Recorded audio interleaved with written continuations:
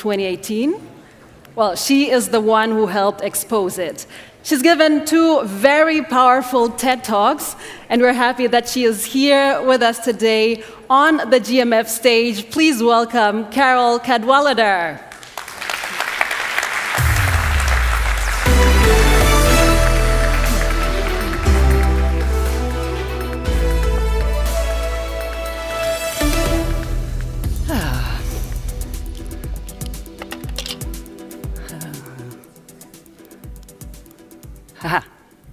Okay, who the hell are you? That's my question, which I'm sure you're asking. What is this woman doing here? And we've had these illustrious politicians, and now you've got me. And my question to you is, why should you listen to a word that I have to say? And my answer is that I think maybe you shouldn't, because you don't know who I am. And you are skeptical, inquiring journalists, and you know how to question things. And so I thought, when I was giving this, I was thinking last night that actually I'm going to introduce this talk not as a journalist, but I'm going to take a lesson from the digital content creators, the people who other people are listening to. It's where they're getting their news from. And one of the lessons I've learned from these digital content creators is that they say who they are up front. They give their bona fides. So I want very quickly to tell you who I am. And you're not going to agree with everything I say, and nor should you. But so, as mentioned, I'm an investigative journalist. This was a big story that I did, the Facebook Cambridge Analytica scandal, which had a very long tail. I realised something of a digital content creator because, as well as telling my journalism through The Guardian for 20 years, when I was doing this investigation, I also put everything that I was doing out onto Twitter. I put documents, I put articles, I showed my working all through this entire period. And this is my beat, the media and information system, and particularly the sort of fake news ecosystem, as we came to call it. For 10 years, I've been investigating this collision of technology with politics, particularly with elections. And I gave this TED Talk, as mentioned, in 2019. It led to a very long-running legal battle. I was sued by the guy who funded the man on the right, Nigel Farage, because I'd investigated his Brexit campaigns and they had been found to have broken various laws. I crowdfunded that defence, and it was accompanied also by this sort of long-running campaign of misogynistic abuse and harassment. So I very much had skin in the game, and everything I'm telling you comes from that personal perspective. And that personal perspective includes my biases. I want to tell you about these up front. I am really biased in that I am unashamedly pro-democracy. I believe that journalism is there to uphold democracy, and as part of that, I have for the last 10 years investigated how technology companies have supported the destruction of the democratic norms by breaking the law, by getting away with it. And so along the way, I also set up a very small non-profit called The Citizens, which has done sort of experimental work around how we hold these tech companies to account. So this is who I am. These are my biases. Everything I say, you should subtract all this from that. And I'm telling you up front because when it comes to the problem of what I think many of us know about why many of you are here, what you've come to discuss, it is this question, as put by the New York Times. As mainstream media faces unprecedented challenges, can it save itself? And you know, of course, the New York Times, there it is. It rises up in Manhattan, this concrete and steel edifice there in the capital of financial power. Almost 2,000 journalists in that building.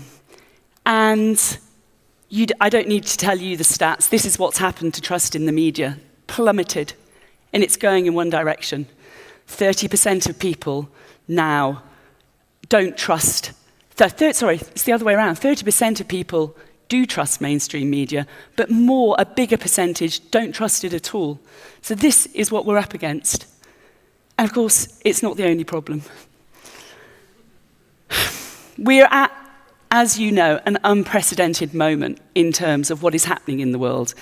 And I thought, what slide do I use to illustrate that? And I decided to use this one, the Secretary of State for Homeland Security visiting what, to all intents and purposes, looks like a concentration camp in El Salvador, where people are being sent without any due process.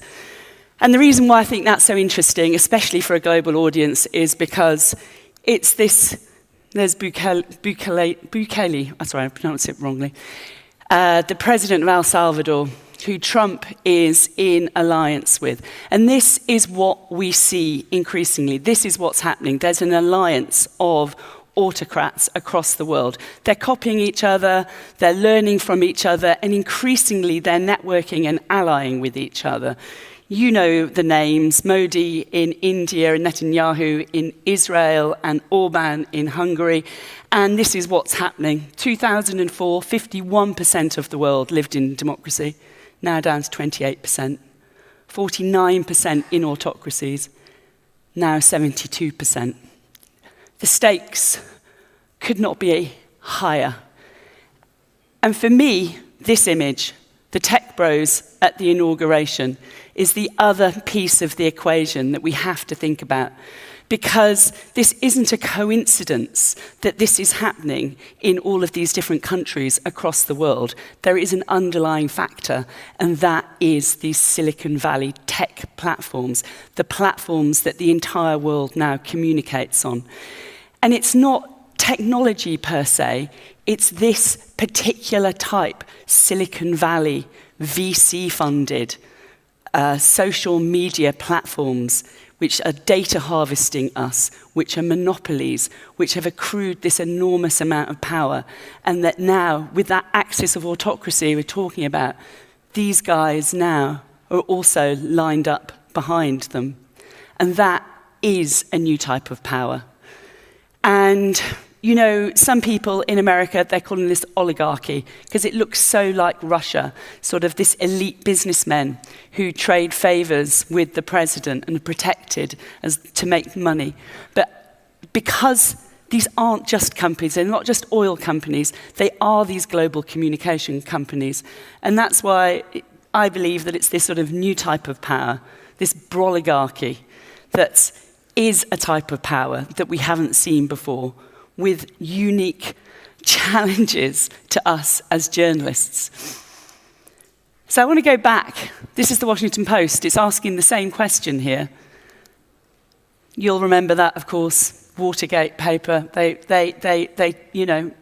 challenged a president and succeeded. But look who wrote this article. So the hard truth, Americans don't trust the news media. And look who wrote it. It's Jeff Bezos, the owner of the Washington Post.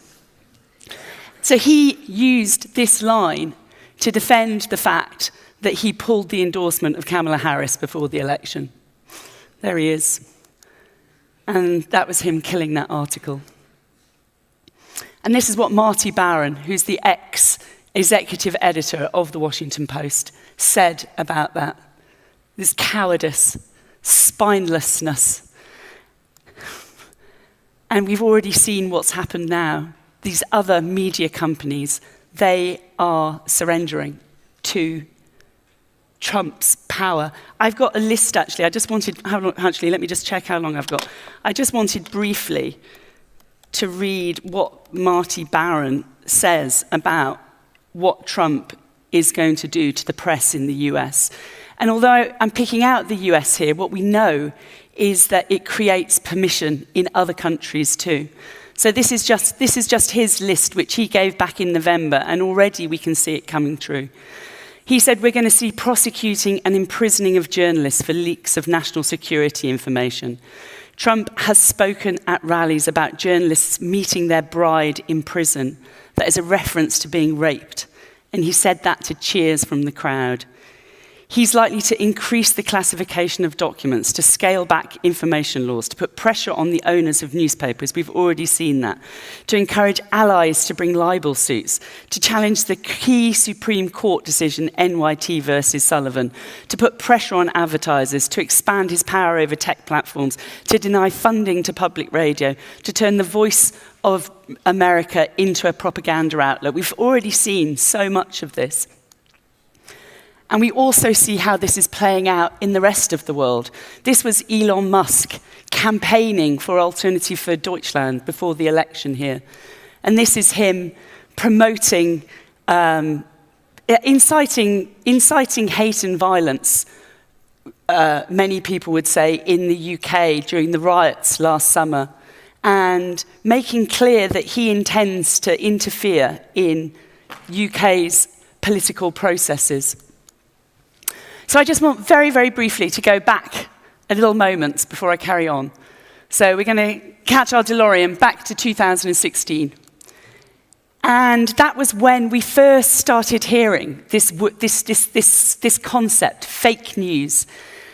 And Mark Zuckerberg denied it. He came out very strongly and said it was absolutely ridiculous, this idea that fake news could have had any impact upon that election. And really, as I said, this was when I sort of started this investigation and began to... 2016 was when all this work by academics and journalists and congressional investigators and the FBI, and we came to understand these new terms like misinformation and disinformation. But now it's quaint almost to even think of these terms, and I believe that we've got to now retire them, because what we are seeing now is so much more profoundly dangerous, in that what we're seeing is sort of total information collapse, information chaos, that this scroll on the phone that people are seeing, and they don't know what's real, and they don't know who to trust. And at the moment, so much of our output is just in this churn, and we haven't given the people reasons to trust us.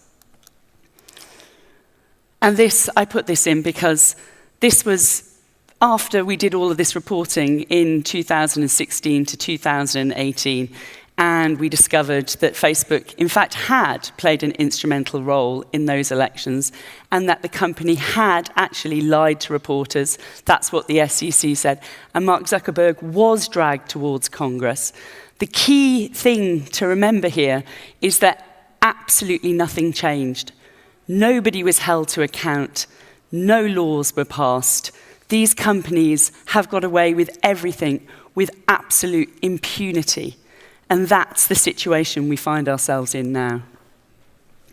So to go back to 2025 and where we're at, and going to the challenge of reporting on these incredibly difficult times, I said you're not going to agree with everything I say. This is my own personal take. When we saw this on the same day that they lined up, the tech bros lined up at the inauguration, I think a lot of people knew what they saw here. They saw it twice. But they did not see that reality reflected in much of the mainstream media. This is how the New York Times reported it. It ignited online speculation over the meaning of that hand gesture. And all through those sort of early months, we had people saying, with authority, with expertise, saying what they were seeing. People like Professor Ruth Ben-Ghiat saying, she's a historian of coups, she was saying, it's a coup. Robert Reich, the former Treasury Secretary, that's what he was saying. Tim Snyder, that's what he was saying. But yet you couldn't find this information told in a meaningful way across in the mainstream media. And this is why we've had this sort of rush to other platforms like Substack, where people are looking for voices to tell them what it means. And this, I think, is something which is a challenge that I put out to you in terms of where so many of you are coming from. And this is where I am too now, out on Substack, which isn't where I intended to be. But in the middle of this total crisis of what's happening in the world, there was a little crisis in my own news organisation, in The Guardian too, in that they decided to sell off the portion of the newspaper where I've always worked. And we, the journalists, fundamentally disagreed with this course of action. 93% of us voted to go on strike. It was the first strike in 40 years. We profoundly believed that it was going to be a loss to the UK media scene. And I wanted to write about this because The Guardian's creed is that it's not for sale. And that's why I took myself to Substack and became a union spokesperson. And as a result, when the sale went ahead and it transferred, I lost my job. But I'm really happy with my decision. And I'm not telling this story very well, but I'm trying to get to the point, I suppose, that I'm really comfortable with the decision I made, in that I said who I am and I stuck to those values. And meanwhile, The Guardian, like many newspapers, has entered into a syndication deal with OpenAI. So news organizations are having to choose. Do they make syndication deals with these AI companies, which have, other organizations believe, illegally harvested their IP? So some organizations, like the New York Times, are suing and some are settling.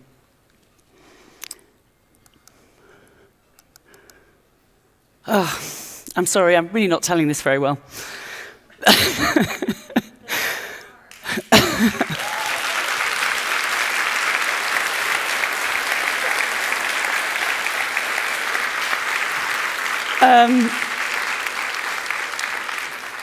My Ryanair flight was delayed till 4 o'clock in the morning, and it's very personal, I suppose, all of this stuff. And that's, I guess, what I'm trying to get across, is that I'm now just a lone independent journalist, and it's not the place where I intended to be, but I welcome and appreciate the freedom of that, because I think that in this time, we actually do need people who are prepared to speak up and stand up. And that's been my experience from my last years of doing journalism.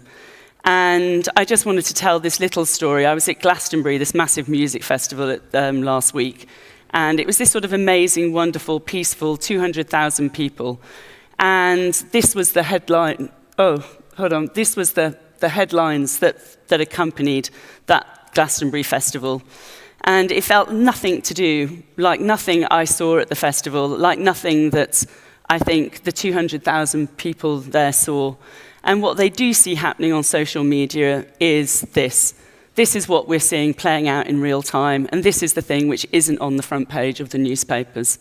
And this is why people are fleeing from the mainstream media, because we don't see what we're seeing being reflected on the pages, and we don't feel that there is meaningful exposition of what is actually happening in this moment. So I was told to end it on an uplifting and upbeat note. So this is just my little, it's very idiosyncratic. I told you shouldn't listen to me. But all I can do is be open. I can only be open and transparent who I am. I say be open, don't be open at AI. They are breaking the law. And if we stand for anything as journalists, it should be for truth, justice, and the law. And I think it's profoundly unethical that these syndication deals, these partnerships are being embarked upon. Be accountable. I make mistakes. Look, I've just really fucked up this presentation, and that's who I am. Be collaborative. There's so much competition between news organizations, and honestly, it's pathetic. We have enough enemies out there who are out to destroy us. That was the point I was trying to make. We have to find ways of working together. We need communities of news and not competition. Get over yourselves. This is why, because the far right, the liars, the fake newsers, they are networked. They are strengthened through their networks. We have to have media networks, not empires. I don't think The New York Times is amazing. It does amazing reporting. We need these large, I've always believed that, these large organizations who can stand up to power. But I actually don't think that concrete and glass cathedral on Fifth Avenue is actually an appropriate edifice for this moment. We need to be more permeable. We need to be open. We need to say who we are. We can't believe that people are just going to trust these institutions because they're institutions. If somebody comes and attacks your journalists, if they sue them, if they abuse them, if they harass them, defend them, stand up for them, protect them. Your weakest, your smallest freelancer, your weakest link has to be defended too. And look, this is how bad this presentation is. I couldn't even get the slides right. But this was my final words, which is don't do shitty deals with AI companies. It's short-sighted. We've seen this so many times that it's cash today, but broken ethics and morals forever. And these AI companies are not our friend. They are looking to destroy journalism. This is short-termist. There's research that shows organizations that enter into deals with tech companies actually report on them less critically. Please think about who you are, what you stand for. Human-centered journalism is key. It is not AI.